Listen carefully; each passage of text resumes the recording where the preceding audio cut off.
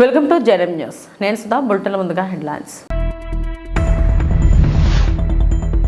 అంబేద్కర్ రాసిన రాజ్యాంగాన్ని పక్కన పెట్టారు. రెడ్ బుక్ రాజ్యాంగం అమలు చేస్తున్నారన్న మాజీ మంత్రి గుడివాడ అమర్నాథ్.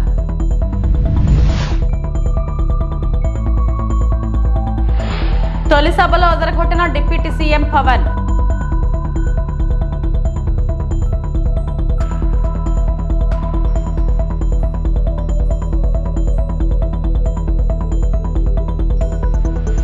స్పీకర్గా ఎన్నికైన అయ్యన్న పాత్రుడు.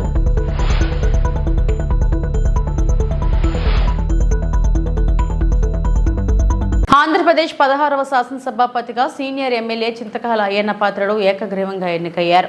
ఆయన ఎన్నికను ప్రోటెం స్పీకర్ గోరంట్ల బుచ్చా చౌదరి సభలో అధికారికంగా ప్రకటించారు. అనంతరం ఆయనను ముఖ్యమంత్రి చంద్రబాబు, ఉప ముఖ్యమంత్రి పవన్ కళ్యాణ్ సభాపతి స్థానంలో కూర్చుండబెట్టారు.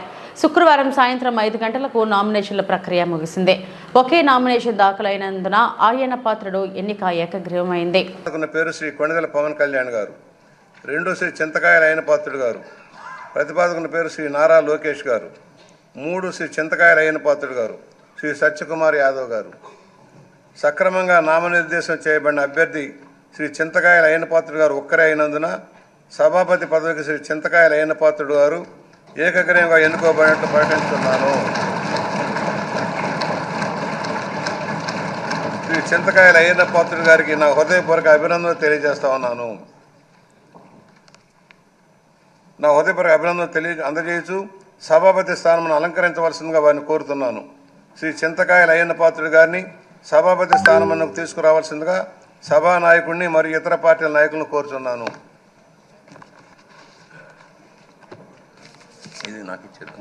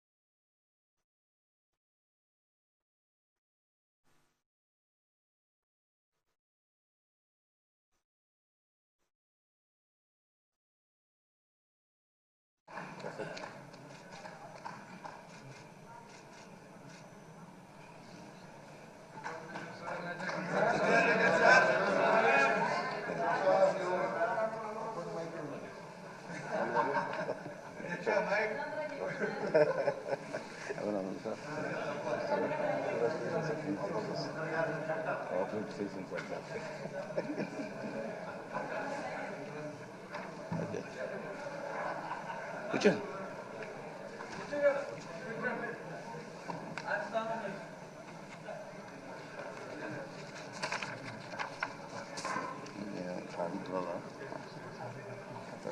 చెప్పండి.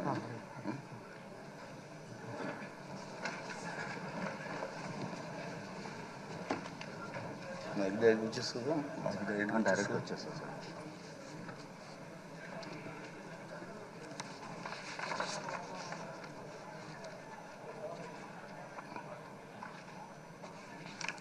అందరికీ నమస్కారం అండి. అసెంబ్లీలో అత్యంత సీనియర్ సభ్యుల్లో అయ్యన్న పాత్రుడు ఒకరని సీఎం చంద్రబాబు అన్నారు. స్పీకర్ అయ్యన్న ఎన్నిక అనంతరం ఆయన మాట్లాడారు. అందరి ఆమోదంతో ఏకగ్రీవంగా ఎన్నిక కావడం సంతోషమన్నారు. ఎన్టీఆర్ పిలుపుతో 25 ఏళ్ల వయసులో అయ్యన్న పాత్రుడు రాజకీయాల్లోకి వచ్చారని తెలిపారు. 7 సార్లు ఎమ్మెల్యే, 1 సారి ఎంపీగా ఎన్నికయ్యారని గుర్తు చేశారు. ఎమ్మెల్యే, ఎంపీ, మంత్రిగా తెలుగు రాష్ట్రాల్లో ప్రత్యేక ముద్ర వేశారని కొనియాడారు. ఏ పదవి ఇచ్చినా వన్నె తెచ్చారని పేర్కొన్నారు. తెలుగు రాష్ట్రాల్లో తనకంటూ ఒక ప్రత్యేకమైన ముద్ర వేయగలిగారు. ఏ పదవి ఇచ్చినా ఆ పదవికి వన్నె తీసుకొచ్చిన వ్యక్తి అయ్యన్న పాత్రుడు గారు. వారి కుటుంబం కూడా మనం ఆలోచిస్తే కొంతమంది ఫస్ట్ జనరేషన్లో రాజకీయాల్లోకి వస్తారు. అయ్యన్న పాత్రుడు గారిని చూస్తే 6 దశాబ్దాలు రాజకీయ చరిత్ర కలిగిన కుటుంబం. 1962లో అయ్యన్న పాత్రుడు గారి తాత లచ్చా పాత్రుడు గారు స్వతంత్ర పార్టీ నుంచి పోటీ చేసి గెలిచారు. స్వాతంత్ర సమరయోధుడు గౌత లచ్చన్న సమకాలికుడిగా పనిచేశారు. అదే వారసత్వాన్ని కొనసాగిస్తూ అయ్యన్న పాత్రుడు గారు ఇప్పటివరకు పనిచేస్తున్నారు. 83, 85, 94, 99, 2004, 2014, 2024లో ఎమ్మెల్యేగా విజయం సాధించారు. నర్సీపట్నంలో తెలుగుదేశం పార్టీ పెట్టినప్పటి నుంచి వారే పోటీ చేస్తున్నారు. అది వారి యొక్క ప్రత్యేకత.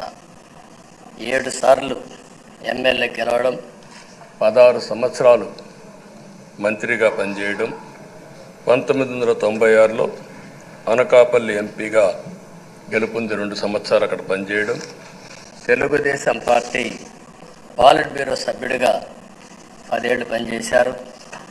టెక్నికల్ ఎడ్యుకేషన్, రోడ్లు, భవనాల శాఖ, అటవీ శాఖ, పంచాయతీరాజ్ శాఖ మంత్రిగా బాధ్యతలు నిర్వహించారు. 3 సార్లు R&B మినిస్టర్గా పనిచేశారు.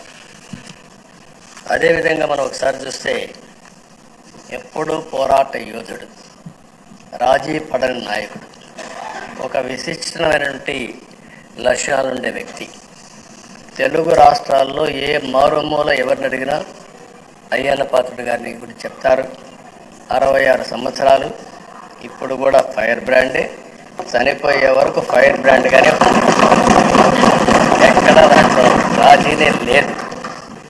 అదే మరి ఇంకొక పక్కన చూస్తే తనకంటూ ఒక ఇమేజ్. అదే సమయంలో లాయల్టీ ఫ్యాక్టరీలో కరుడు గట్టిన పసుపు యోధుడుగా పార్టీలో ఇంతవరకు ఉన్నారు, ఎప్పటికీ ఉంటారు. అది ఆయన ప్రత్యేకత. నీతి, నిజాయితీ, నిబద్ధత ఇవన్నీ ఉణికిపుచ్చుకొని రాజకీయం చేశారు. 42 సంవత్సరాలు. ఇప్పుడు చాలామంది ఫస్ట్ టైం వచ్చేవాళ్ళు ఉన్నారు, కొంతమంది రెండవసారి వచ్చేవాళ్ళు ఉన్నారు. 42 సంవత్సరాలు ఒక నియోజకవర్గం అంటి పెట్టుకొని నర్చర్ చేసి 7 సార్లు గెలవడం అనేది ఒక అరుదైన అనుభవం. చాలామందికి 2-3 సార్లుగా పెట్టెక్కి వస్తుంది. అక్కడి నుంచి మనుషులు మారిపోతూ ఉంటాం. అలాంటి సందర్భంలో ఎప్పుడు కూడా రాజీ పడకుండా పనిచేశారు. 42 సంవత్సరాలుగా పసుపు జెండాను మోస్తూనే ఉన్నారు. పార్టీని కన్న తల్లిగా భావించే నాయకుడు, పోరాట యోధుడు. ఎప్పుడు కూడా రాష్ట్రంలో అభివృద్ధి చేయడమే కాకుండా ఉత్తరాంధ్ర అభివృద్ధి కోసం, ప్రత్యేకంగా విశాఖపట్నం అభివృద్ధి కోసం ఎనలేని కృషి చేసిన నాయకుడు అయ్యన్న పాత్రుడు గారని చెప్పి కూడా నేను మీకు తెలియజేస్తున్నాను. ఆంధ్రప్రదేశ్ అసెంబ్లీలో డిప్యూటీ సీఎంగా పవన్ కళ్యాణ్ తొలిసారి ప్రసంగించారు. అసెంబ్లీ స్పీకర్గా అయ్యన్న పాత్రుడిని ఎన్నుకున్న తర్వాత స్పీకర్ను అభినందిస్తూ పవన్ మాట్లాడారు. తొలి స్పీచ్తోనే అదరగొట్టారు పవన్. సభ ఎలా ఉండాలో తన మనసులోని మాటలను తెలియజేశారు. సభ అధ్యక్ష హోదాలో సభను ముందుకు తీసుకెళ్లాలని అయ్యన్నను కోరారు. ఇన్నాళ్ళు మీ వాడి వేడితో కూడిన మాటలు విన్నా, ఇక మీ నుండి అలాంటి మాటలు లేకపోయినా బాధ్యతతో మార్గం చూపించే మాటలు వింటాం. 2047 నాటికి ఏపీ ఉన్నతంగా ఉండాలి అంటే ఇప్పుడే దానికి పునాది వేయాలి. విభేదించడం, వాదించడం చర్చకు మూల సిద్ధాంతాలు, అంతేగాని దూషణలు, కోట్లాటలు కాదు. పొట్టి శ్రీరాములు చావుకు దగ్గరవుతూ చేసిన ఒక్కరోజు దీక్ష 1.5 ఏళ్లకు సమానం. మహానుభావుడు బ్రతికున్నప్పుడే కాదు, చనిపోయినప్పుడు కూడా ఆయన గుర్తుండాలి. ఈ విలువైన 5 ఏళ్లు రాబోయే తరాలకు దిశానిర్దేశం చేసేలా ఉండాలి. పశువు, పక్షి, చెట్టు అన్నీ కూడా బాగుండాలని కోరుకుంటున్నానని పవన్ ఆకాంక్షించారు. స్థానంలో కూర్చోవడం చాలా ఆనందంగా ఉంది. ఎన్ని దశాబ్దాలు ప్రజలు రాజకీయ జీవనంలో ఎన్ని దశాబ్దాలు ప్రజలు మీ వాడి వేడి చూశారు. మీకు కోపం వస్తే ఋషికొండను చెక్కినట్టు ప్రత్యర్థులకి పదునైన ఉత్తరాంధ్ర యాసలో గుండు కొట్టేస్తారు. ఒకటే బాధేస్తా ఉంది సార్, ఇకపైన మీకు తిట్టే అవకాశం లేకపోవడం. కానీ ఇక మీద సభలో ఎవరు తిడుతున్నా దాన్ని ఆఫ్ చేసే బాధ్యత మీ చేతిలోనే ఉంది. మీరే మైక్ ఆఫ్ చేయాలి.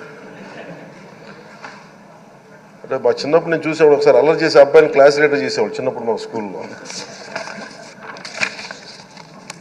కానీ ఇన్నాళ్ళు ప్రజలు మీ వాడి వేడి పలుకులు, మీ ఘాటైన వాగ్దాటి చూశారు. ఈ రోజు నుంచి రాష్ట్ర ప్రజలు మీ హుందాతనం చూస్తారు. డిబేట్స్ వెనకాల దాక్కుని సంస్కారహీనమైన భాషలని భావాలని రకరకాల మాధ్యాల్లో విరజిమ్ముతూ ఉంటారు. దాని నియంత్రణ మీ ఆధ్వర్యంలో ఇక్కడి నుంచే మొదలవ్వాలి. ఇందాక సభానాయకులు గౌరవ ముఖ్యమంత్రి శ్రీ చంద్రబాబు నాయుడు గారు చెప్తారు, ఆడబిడ్డలు ఏ విధంగా నలిగిపోయారు ఈ రాష్ట్రంలో గత 5 సంవత్సరాల్లో. చిన్న లేదు, పెద్ద లేదు, ఎవరని లేదు. ఎవరన్నా సరే ఒక మాట మాట్లాడితే వాళ్ళు వ్యక్తిగతంగా దూషణ, సోషల్ మీడియాలో వాళ్ళని క్యారెక్టర్ అసాసినేట్ చేయటం, వాళ్ళు పెద్ద నాయకులు కావచ్చు, కార్యకర్తలు కావచ్చు, లేదా వాళ్ళకి ఎదురు తిరిగి ఒక ఒపీనియన్ చెప్పి ఎవరైనా సగటు మనిషి కూడా కావచ్చు.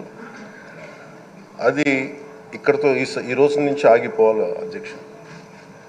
అది మీ ఆధ్వర్యంలోనే మొదలవ్వాలి. గత ప్రభుత్వం తాలూకు సభ జరిగిన విధానం చూస్తే ఈ వ్యక్తిగత దూషణ ఇవన్నీ చాలా ఇబ్బంది పెట్టే ప్రజలు. ఈ రోజున వాళ్ళకి 11 సీట్లకు పరిమితమయ్యారు, ఈరోజు లేరు, ధైర్యం లేదు వాళ్ళకి. విజయాన్ని తీసుకోగలిగారు కానీ ఓటమిని కూడా ధైర్యంగా కూర్చుకునే వాళ్ళకి స్థాయి లేదు, వాళ్ళకి పారిపోయారు ఇక్కడి నుంచి. భావంలో ఉండే తీవ్రత భాషలో ఉండాల్సిన అవసరం లేదు. భాష మనుషుల్ని కలపడానికి కానీ విడగొట్టడానికి కాదు. భాష విద్వేషం రేపడానికి కాదు, పరిష్కరించడానికి. ఎంత జటిలమైన సమస్య అయినా, భయంకర సమస్య అయినా చర్చల ద్వారా పరిష్కరించుకోవడానికి కానీ వివాదం సృష్టించడానికి కాదు. ఈ సభ ఉన్నది అందుకు. కానీ మనం చూసింది వాళ్ళ దగ్గర నుంచి బూతులతోటి, వ్యక్తిగత దోషులతోటి రాష్ట్ర పురోభివృద్ధిని ఆపేశారు. ఎప్పుడూ ప్రజల గురించి ఆలోచించే వ్యక్తి అయ్యన్న పాత్రుడు. 7 సార్లు ఎమ్మెల్యేగా, ఎంపీగా చేసిన అనుభవం ఉంది. అయ్యన్న పాత్రుడు అంటే పోరాటం, ఓ పౌరుషం. మీ నాయకత్వంలో అనేక మంచి పనులు జరిగాయి. నాకు ఎప్పుడు సలహా కావాలన్నా మీతో సంప్రదించా. ఒకే పార్టీ ప్రజల అజెండాగా ముందుకెళ్లిన వ్యక్తి అయ్యన్న పాత్రుడు. అనేక అక్రమ కేసులు పెట్టి వేధించినా భయపడలేదు అని మంత్రి నారా లోకేష్ అన్నారు. క్షణికావేశం కూడా ఉండేది, ఇప్పుడు ఇంకా అవకాశం లేకుండా పోయింది. 1983లో విశ్వవిఖ్యాత నడసార్వభౌమ స్వర్గీయ శ్రీ నందమూరి తారక రామారావు గారు ఆనాడు తెలుగుదేశం పార్టీని స్థాపించినప్పుడు 25 సంవత్సరాల వయసులో మీరు ఆనాడు పోటీ చేశారు, ఎమ్మెల్యే అయ్యారు. ఆనాడు భారతదేశంలోనే సెకండ్ యంగెస్ట్ ఎమ్మెల్యేగా అయ్యన్న పాత్రుడు గారు నిలబడ్డారు. 25 సంవత్సరాల వయసులో మీరు మంత్రిగా కూడా అయ్యారు. 7 సార్లు శాసనసభ్యుడిగా, ఒకసారి ఎంపీగా కూడా మీరు ఉన్నారు. 7 సార్లు ఒకే నియోజకవర్గం, నర్సీపట్నం నియోజకవర్గం ఏ అదృష్టం చేసుకుందో నాకు తెలియదు, కానీ 7 సార్లు కూడా నర్సీపట్నం నియోజకవర్గం ఎమ్మెల్యేగా మీరు నిలబడ్డారు. 16 సంవత్సరాలు మీరు మంత్రిగా చేశారు. చూస్తే టెక్నికల్ ఎడ్యుకేషన్ కానీ 3 సార్లు R&B, forest, environment, science and technology, Panchayati Raj గ్రామీణాభివృద్ధి శాఖ మంత్రిగా కూడా మీరు చేశారు. ఈ హౌస్లో ఎవరికి తక్కన ఒక అదృష్టం నాకు దక్కింది. మీ తర్వాత పంచాయతీరాజ్ గ్రామీణాభివృద్ధి శాఖ మంత్రి అయ్యేదో అవకాశం నాకు దక్కింది. ఆనాడు మీరు ప్రారంభించిన పనులని పూర్తి చేసే అవకాశం నాకు ఇచ్చారు. మీ నాయకత్వంలో 25,000 కిలోమీటర్లు సీసీ రోడ్ వేసాం, ప్రహరీ గోడలు కట్టాం, పంచాయతీ భవనాలు కట్టాం. గ్రామాలు కూడా ఆనాడు యుద్ధ ప్రాతిపదికంగా తాగునీటి పథకాలు కూడా కలిసి ఏర్పాటు చేశారు. అంతేకాకుండా నాకు ఎప్పుడు సలహాలు కావాలన్నా, సూచనలు కావాలని మీకు ఫోన్ చేసేవాడిని, మిమ్మల్ని అడిగి తెలుసుకునేవాడిని. ఆనాడు పంచాయతీరాజ్ గ్రామీణాభివృద్ధి శాఖ మంత్రిగా నేను ఇన్ని పనులు చేయగలనంటే దాని వెనకాల మీరున్నారని ప్రజలందరూ కూడా తెలియజేస్తున్నాను. తెలంగాణ రైతులందరికీ గడువులోగా ఏకకాలంలో 2 లక్షల వరకు రుణమాఫీ చేయాలని మంత్రిమండలి నిర్ణయం తీసుకున్నట్లు ముఖ్యమంత్రి రేవంత్ రెడ్డి వెల్లడించారు. 2018 డిసెంబర్ 12 నుంచి 2023 డిసెంబర్ 9 వరకు 5 ఏళ్ల కాలంలో రైతులు తీసుకున్న రుణం 2 లక్షల లోపు రుణాలని మాఫీ చేయనున్నట్లు తెలిపారు. గతంలోనే ప్రకటించినట్లుగా ఆగస్టు 15వ తేదీలోగా రుణమాఫీ ప్రక్రియను పూర్తి చేయడానికి ప్రభుత్వం ఏర్పాట్లు చేస్తుందని స్పష్టం చేశారు. సచివాలయంలో శుక్రవారం సీఎం రేవంత్ రెడ్డి అధ్యక్షతన రైతు రుణమాఫీ, రైతు భరోసాపై మంత్రిమండలి సమావేశం జరిగింది. రుణమాఫీ విధి విధానాలను పూర్తి స్థాయిలో చర్చించిన తర్వాత మంత్రివర్గం ఆమోదించింది. దీనికి సంబంధించిన ఉత్తర్వులు త్వరలోనే జారీ కానున్నాయి. రైతు భరోసా విధి విధానాలపై ఉప ముఖ్యమంత్రి భట్టి విక్రమార్క ఆధ్వర్యంలో మంత్రివర్గ ఉపసంఘం ఏర్పాటైంది. ఈ కమిటీ రైతు సంఘాలు, రైతు కూలీ సంఘాలు, ప్రతిపక్షాలు తదితరులతో చర్చించి జూలై 17 నాటికి నివేదిక ఇవ్వనుంది. మంత్రిమండలి సమావేశం వివరాలను సీఎం రేవంత్ రెడ్డి విలేకరుల సమావేశంలో వెల్లడించారు. 2018 నుంచి 2023 వరకు 2014 సంవత్సరంలో మార్చి 31, 2014 తారీఖు వరకు కట్ ఆఫ్ డేట్ తీసుకొని ఆనాటి ప్రభుత్వం రైతు రుణమాఫీ చేస్తే 16,000 కోట్ల రూపాయలు రైతుల ఖాతాలలో వేయడం జరిగింది. అదేవిధంగా 2018 రెండోసారి ప్రభుత్వం ఏర్పడిన తర్వాత డిసెంబర్ 11, 2023 వరకు కట్ ఆఫ్ డేట్ తీసుకొని వాళ్ళు చేసిన రుణమాఫీ రైతుల ఖాతాలో వేసిన నిధులు 12,000 కోట్ల రూపాయలు. అంటే గత ప్రభుత్వం 2 విడతలుగా 2 సార్లు ప్రభుత్వం ఏర్పాటు చేసిన తర్వాత చేసిన రుణమాఫీ ఒక్కసారి 16,000 కోట్ల రూపాయలు మొదటిసారి, రెండవసారి 12,000 కోట్ల రూపాయలు. 10 సంవత్సరాలల్లా 2 విడతలల్లా చంద్రశేఖరరావు గారు చేసిన రైతు రుణమాఫీ రైతులకు చెల్లించిన నిధులు 28,000 కోట్ల రూపాయలు. ఆ ప్రభుత్వం డిసెంబర్ 11, 2018 వరకు కట్ ఆఫ్ డేట్గా వాళ్ళు రుణమాఫీని పరిగణలోకి తీసుకోవడం జరిగింది. మా ప్రభుత్వం డిసెంబర్ 12, 2018 తారీఖు నుంచి మొదలుపెట్టి 9, 12, 2023 వరకు సరిగ్గా 5 సంవత్సరాలు. గత ప్రభుత్వం, మళ్ళొక్కసారి నేను చెప్తున్నా, గత ప్రభుత్వం డిసెంబర్ 11, 2018 తారీఖు వరకు కట్ ఆఫ్ డేట్ పెట్టి రెండవ విడత రైతు రుణమాఫీ చేసింది. డిసెంబర్ 12, 2018 తారీఖు నుంచి తీసుకున్న రుణాలు డిసెంబర్ 9, 2023 వరకు 5 సంవత్సరాల మధ్య కాలంలో ఈ రాష్ట్రంలో ఉన్న రైతులు తీసుకున్న 2 లక్షల రూపాయల వరకు రుణమాఫీని చెయ్యాలని మా ప్రభుత్వము ఈ మంత్రివర్గంలో నిర్ణయం తీసుకున్నది. ఇచ్చిన మాట ప్రకారం 2 లక్షల రూపాయల రుణమాఫీ చెయ్యాలి. కట్ ఆఫ్ డేట్ 12, 12, 2018 నుంచి 9, 12, 2023 మధ్యకాలంలో రైతులు తీసుకున్న రుణాలను 2 లక్షల రూపాయల వరకు మాఫీ చేయాలని మా మంత్రివర్గంలో మేము నిర్ణయం తీసుకున్నాము. ఈ రుణాలు మాఫీ చేయడానికి దాదాపుగా 31,000 కోట్ల రూపాయలు అవసరం అవుతున్నది.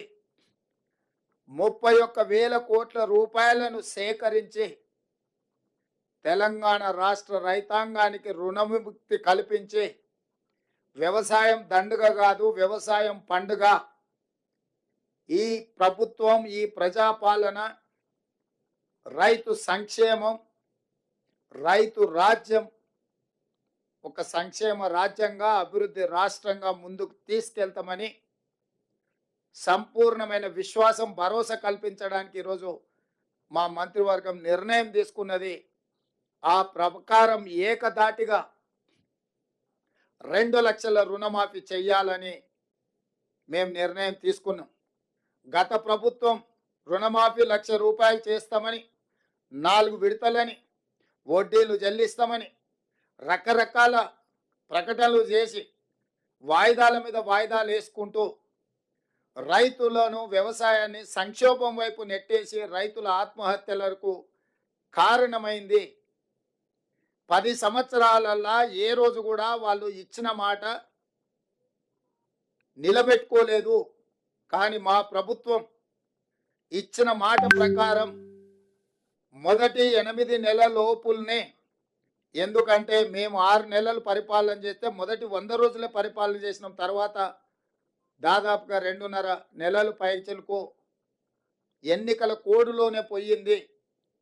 ఏపీలో కూటమి పాలనలో అంబేద్కర్ రాసిన రాజ్యాంగాన్ని పక్కన పెట్టారని, రెడ్ బుక్ రాజ్యాంగం అమలు చేస్తున్నారని మాజీ మంత్రి గుడివాడ అమర్నాథ్ విమర్శించారు. వైఎస్ఆర్సీపీ కార్యాలయాలను ఏపీ ప్రభుత్వం టార్గెట్ చేయడంపై శనివారం ఉదయం విశాఖలో ఆయన మీడియాతో మాట్లాడారు. ఏపీలో కూటమి సర్కార్ సాగిస్తున్న పాలన దేనికి సంకేతం? కోర్టు ప్రొసీడింగ్లో ఉండగానే తాడేపల్లి కేంద్ర కార్యాలయాన్ని నేలమట్టం చేశారు. పైగా చేసిందంతా చేస్తూ అసెంబ్లీలో నీతులు మాట్లాడుతున్నారు. ప్రభుత్వంలో ఉన్నామని ఏదైనా చేస్తామంటే పద్ధతి కాదు. ప్రజాస్వామ్యంలో అందరికీ అవకాశాలు వస్తాయి. మీకు వచ్చిన అవకాశాన్ని ఎలా వినియోగించుకుంటున్నారనేది ప్రజలు గమనిస్తున్నారని అన్నారు ఆయన. వ్యాప్తంగా చేస్తున్నటువంటి ఈ చర్యలను మనం చూస్తూ ఉన్నాం. ఈరోజు ఉదయం తెల్లవారుజామున 5 గంటలకి తాడేపల్లిలో వైఎస్ఆర్ కాంగ్రెస్ పార్టీ కేంద్ర కార్యాలయానికి సంబంధించినటువంటి నిర్మాణాన్ని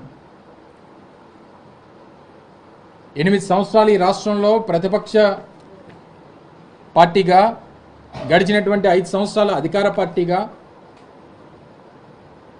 దాదాపు 13 సంవత్సరాలు చరిత్ర కలిగినటువంటి వైఎస్ఆర్ కాంగ్రెస్ పార్టీకి చెందినటువంటి కార్యాలయాన్ని ఏ రకంగా పూర్తిగా నేలమట్టం చేశారో అనేటువంటిది ఈరోజు తెల్లవారుజామున మనం చూసాం. మీరు కూడా మీ దృష్టి కూడా అదంతా కూడా వచ్చింది. దాని మీద కోర్టుకు వెళ్ళి కోర్టులో ఇంకా ప్రొసీడింగ్స్ జరుగుతుండగానే హై హ్యాండెడ్గా ఏ రకంగా కార్యాలయాన్ని పూర్తిగా 2 అంతస్తులు నిర్మించినటువంటి కార్యాలయాన్ని ఏ రకంగా నేలమట్టం చేశారో అన్నటువంటిది చూసాం.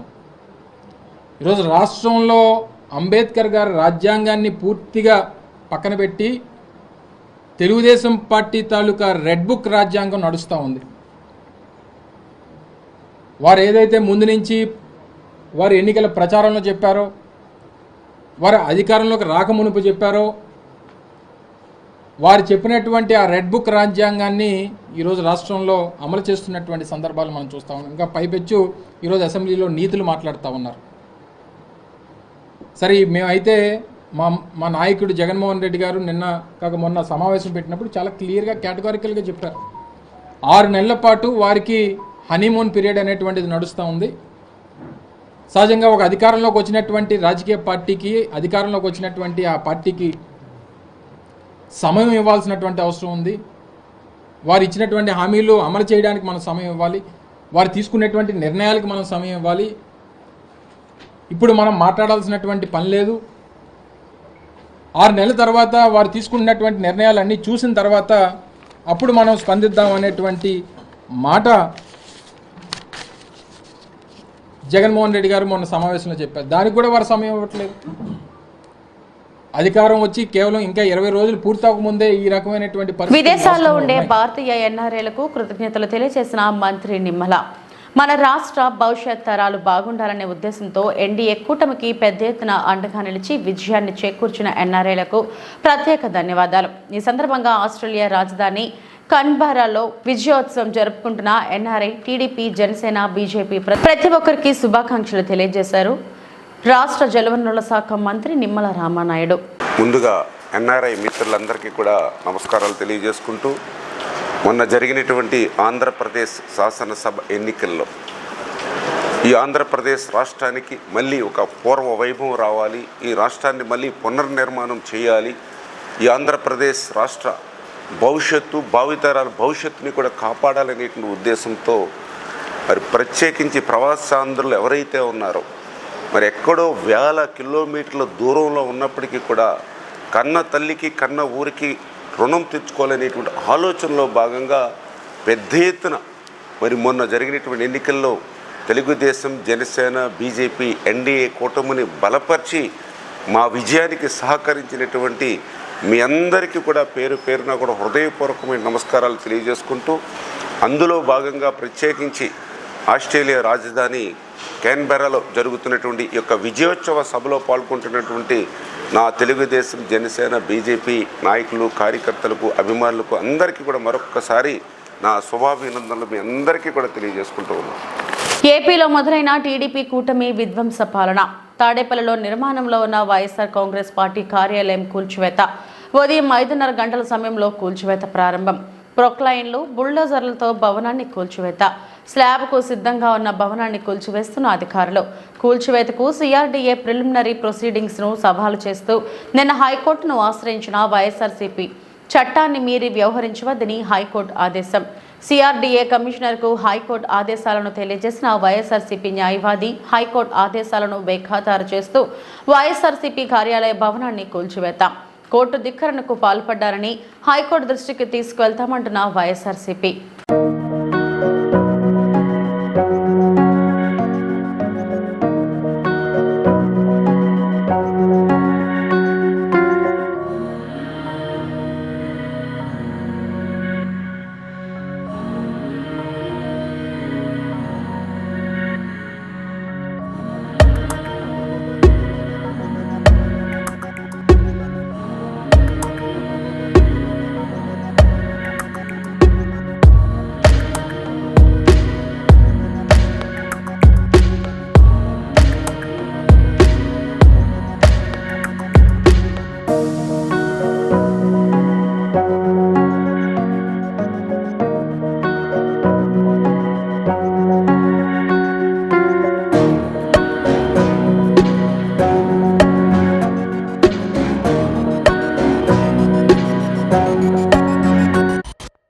పార్టీ కార్యకర్తలకు, నేతలకు అండగా ఉంటాం. గతంలో ఎన్నడూ జరగని విధంగా వైసీపీ శ్రేణులపై టీడీపీ నాయకులు దాడులు చేస్తున్నారు.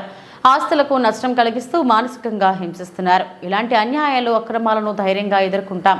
కార్యకర్తలను, నాయకులను కలిసి భరోసా కల్పిస్తాం. అక్రమాలు చేస్తే టీడీపీ నాయకులను నిలదీస్తాం. ఎప్పుడు ఏ అవసరం వచ్చినా కార్యకర్తలు మమ్మల్ని సంప్రదించవచ్చు అని కాకాని గోవర్ధన్ రెడ్డి మాజీ మంత్రి పేర్కొన్నారు. వైఎస్ఆర్ కాంగ్రెస్ పార్టీకి సంబంధించినటువంటి పార్టీ పెద్దలు అందరూ కూడా వాళ్లకు శుభాకాంక్షలు తెలియజేసి ప్రజలు ఇచ్చినటువంటి అవకాశాన్ని సద్వినియోగం చేసి ప్రభుత్వాన్ని సమర్థవంతంగా నడిపి ప్రజలకు ఇచ్చినటువంటి హామీల మేరకు సంక్షేమ కార్యక్రమాలు అమలు చేయండి అని చెప్పి కోరడం జరిగింది. ఈరోజే కొత్త ప్రభుత్వం శాసనసభ కొలువు తీరింది. శాసనసభ్యులు ఈరోజు శాసనసభ్యులుగా ప్రమాణ స్వీకార కార్యక్రమం కూడా కొనసాగుతుంది. ఈరోజు జిల్లాకు సంబంధించి అందరం పార్లమెంట్ సభ్యులుగా, మంత్రిగా, శాసనసభ్యుడిగా పనిచేసినటువంటి పెద్దలు, ఆయనతో పాటు శాసనసభ్యులుగా పనిచేసినటువంటి సోదరులు ప్రతాప్ రెడ్డి గారు, విక్రమ్ రెడ్డి గారు, పోటీ చేసినటువంటి మరొక సోదరులు రాజగోపాల్ రెడ్డి గారు, ఖలీల్ అహ్మద్ గారు, స్థానికంగా ఉండేటువంటి వైఎస్ఆర్ కాంగ్రెస్ పార్టీ నాయకులు అందరం కూడా కలిసి ఎమ్మెల్సీ ఉన్నటువంటి సోదరులు మురళీ గారు, జిల్లా అధ్యక్షుడిగా ఉన్నటువంటి మరొక సోదరుడు చంద్రశేఖర్ రెడ్డి గారు కూడా రావాల్సి ఉంది. ఆయన ఈరోజు జగన్మోహన్ రెడ్డి గారు అసెంబ్లీకి వెళ్తున్నాడు కాబట్టి ఆ కార్యక్రమంలో పాల్గొన్నందువల్ల ఆయన పర్యటన చివరి నిమిషంలో రద్దయింది.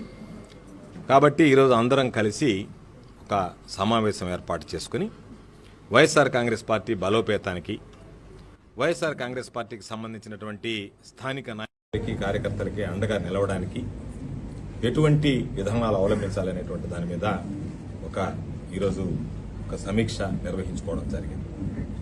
దానిని బట్టి నిత్యం ప్రజలకు అందుబాటులో ఉండాలి.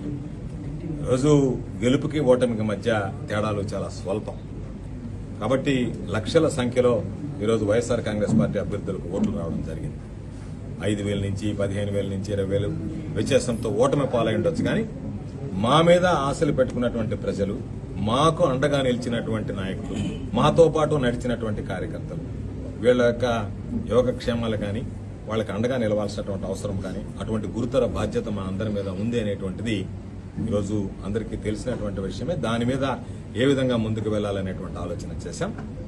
ఎన్నడూ లేనటువంటి విధంగా ఈరోజు జిల్లాలో కూడా, రాష్ట్రంలో జరుగుతున్నాయి, జిల్లాలో కూడా వైఎస్ఆర్ కాంగ్రెస్ పార్టీ శ్రేణుల మీద ఈరోజు దాడులు జరగడం, అక్రమ కేసులు బనాయించడం, వాళ్ళని పోలీస్ స్టేషన్లకు తీసుకెళ్లడం, పోలీసు కేసులు పెట్టడం, జైళ్లకు పంపించడం, ఆస్తులు నష్టం చేయడం, వాళ్ళని గాయపరచడం, దాడులు చేయడం, మానసికంగా హింసించడం, అనేక రకాలైనటువంటి కార్యక్రమాలు జరుగుతున్నాయి.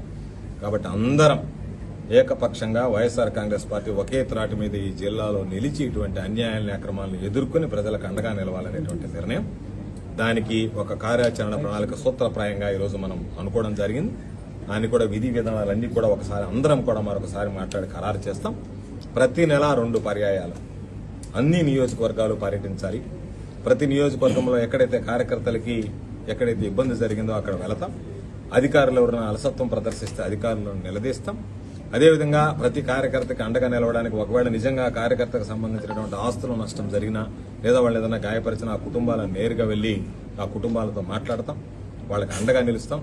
ఈ ప్రభుత్వ విధానాలని ఎక్కడన్నా ఇటువంటి దౌర్జన్యాలు చేస్తే వాటిని వ్యతిరేకిస్తాం. అందుకనే ఒక కార్యాచరణ ప్రతి నెల కూడా 2 సార్లు 2 నియోజకవర్గాల నుంచి 3-4 నియోజకవర్గాల వరకు పర్యటించాలనేటువంటి నిర్ణయం తీసుకున్నాం. దానిలో భాగంగా కార్యకర్తలను కలవడం, నాయకులను కలవడం, కార్యకర్తలకు ధైర్యం చెప్పడం, కార్యకర్తలను ధైర్యంగా నిలవమని కోరడం, దానితో పాటు ఎక్కడన్నా అన్యాయాల అక్రమాలు జరిగితే అధికారుల దగ్గరికి వెళ్లడం, అధికారుల దృష్టికి తీసుకువెళ్లడం, అధికారులు వాటిని సరిగ్గా గనక సక్రమంగా పరిష్కరించకపోతే అధికారులను నిలదీయడానికి కూడా వెనకాడేటువంటి పరిస్థితి ఉంది. మేమేమి రాజకీయాల్లో ఉన్నాం, పదవులు అనుభవించాం. జగన్మోహన్ రెడ్డి గారు మా అందరికీ కూడా పదవులు ఇచ్చారు. మేము 2 సార్లు ఎమ్మెల్యేలు అయ్యాము, మంత్రులు అయ్యాము, అనేక రకాలైనటువంటి కార్యక్రమాలను నిర్వహించాం. కాబట్టి పార్టీ కష్టకాలంలో ఉన్నప్పుడు పార్టీ జెండాని ప్రతి ఒక్కరూ కూడా భుజాన్ని వేసుకుని మోస్తాం. ప్రత్యేకించి ఈరోజు ఎంత ఓటింగ్ శాతం 40% ఓటింగ్ వైఎస్ఆర్ కాంగ్రెస్ పార్టీకి రావడానికి ప్రధానమైనటువంటి కారకులు వైఎస్ఆర్ కాంగ్రెస్ పార్టీ కోసం రేపు ఏమి జరుగుతుంది అనేటువంటి ఆలోచన చేయకుండా మా కోసం నిలబడి ప్రాణాలు తెగించి పోరాడినటువంటి యోధులు మా కార్యకర్తలు. కాబట్టి వాళ్ళకి అండగా నిలవాల్సినటువంటి బాధ్యత మా మీద ఉంది. కాబట్టి ఇప్పటికే కొన్ని దగ్గరలో వాళ్ళని ఇబ్బంది పెట్టడం, హింసించడం రకరకాలుగా ఈరోజు మనం చూస్తున్నాం. ఖచ్చితంగా వాటికి సంబంధించి రేపు సోదరులు ప్రభాకర్ రెడ్డి గారు కార్యకర్తల సమావేశాన్ని ఆయన క్యాంపు కార్యాలయంలో ఏర్పాటు చేయడం జరిగింది. ఉదయం 10 గంటలకి అందరం కూడా ఆ కార్యక్రమంలో పాల్గొంటాం. కార్యకర్తలకు ధైర్యం చెప్తాం. మీడియా ముఖంగా వైఎస్ఆర్ కాంగ్రెస్ పార్టీకి సంబంధించినటువంటి ప్రతి కార్యకర్తని మేము కోరుకునేది మీరు ధైర్యంగా ఉండండి, మీ ప్రాణాలకి మా ప్రాణాలు అడ్డు పెడతాం. బీసీ వెల్ఫేర్ హాస్టల్ను ఆకస్మిక తనిఖీ చేసిన బీసీ సంక్షేమ శాఖ మంత్రి సవితమ్మ విజయవాడలోని ఎలక్ట్రిసిటీ కాలనీ ప్రభుత్వ వెనుకబడిన తరగతుల బాలుర వసతి గృహాలను ఆకస్మికంగా తనిఖీ చేశారు. విద్యార్థులతో మంత్రి సవితమ్మ మాట్లాడుతూ అందరూ బాగా చదువుకొని ఉన్నత స్థాయికి ఎదగాలని, మీకు ఏ సమస్య ఉన్నా నేరుగా తనకే ఫోన్ చేయొచ్చని విద్యార్థులకు ఫోన్ నెంబర్ ఇచ్చిన మంత్రి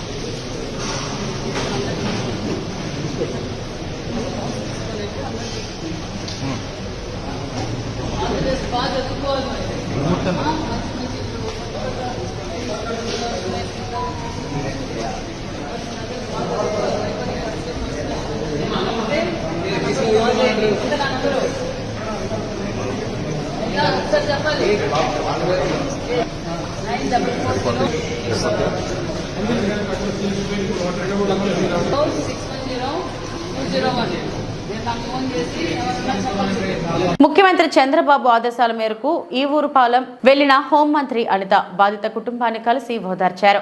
మరోసారి ఇలాంటి ఘటనలు పునరావృతం కాకుండా చర్యలు తీసుకుంటామన్నారు. మృతురాలి కుటుంబానికి అండగా ఉంటామని హామీ ఇచ్చారు.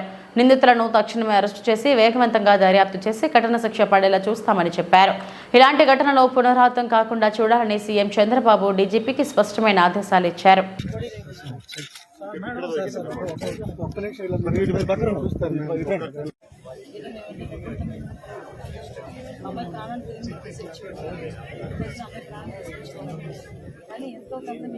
ఎక్కడికి వెళ్ళిన అమ్మ వెళ్ళొద్దు అని చెప్పొద్ది అలా వాళ్ళతో మాట్లాడొస్తానమ్మా అని చెప్తే వెళ్ళొద్దు ఎవరు వెళ్ళకన్నా ఒకటిగా వెళ్ళదు అమ్మాయి భయం ఎక్కువ మేము పంపించడం అసలు రోజు బాగోలేవు జరిగిందని మాకు ఫోన్ చేయడమే మేమైతే అసలు తట్టుకోలేకపోయాము.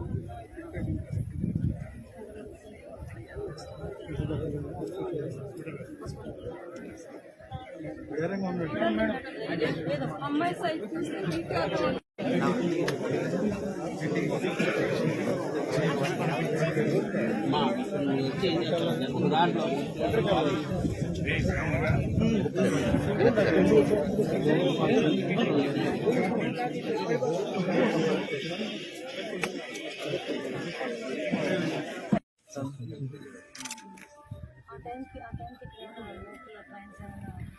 కొంచెం నేను వెనక్కి ఉన్నా నీ కెమెరా నీ కాదు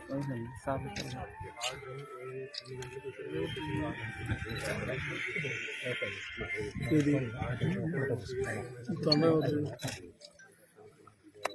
పేరెంట్స్ ఏమైనా చెప్తున్నారు